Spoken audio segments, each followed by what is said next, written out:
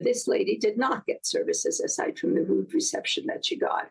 And the incidents will continue to pile up unless the government becomes a little bit more sensitive to the impact of this on Quebec citizens.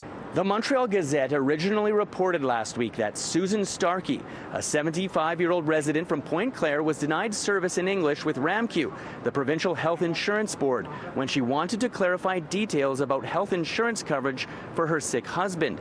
Since Quebec's new language law, Bill 96, came into effect on June 1, 2023, all Quebecers can still have health care services in English, despite changes that limit government services in English to only certain Quebecers.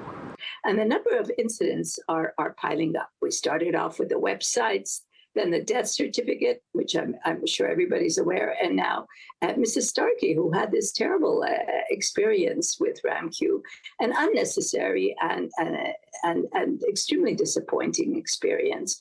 Since the incident with Susan Starkey, the Ministry of French Language has clarified to City News that the Charter of the French Language provides exceptions for certain Quebecers to have the right to speak English with RAMQ and other government services.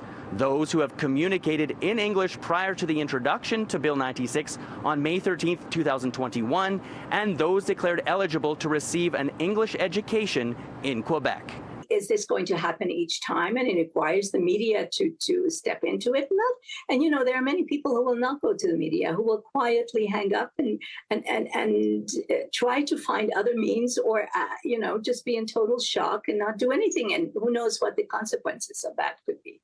The Quebec Community Groups Network, QCGN, an advocate for English-speaking Quebecers, has requested to speak to the minister responsible for French language, Jean-François Roberge, about the impact Bill 96 has been having on their community. He was very, very nice and said he would meet with me. Since then, we've tried several times, and we still have not met with him. The QCGN also says that they have already accumulated quite a few reports of individual incidents related to Bill 96 and would like to see changes made to the language laws. Ideally, of course, is to amend Bill 96 and make it a piece of legislation that really protects and promotes the French language, for which all I know English-speaking Quebecers agree with that and have no difficulty with that.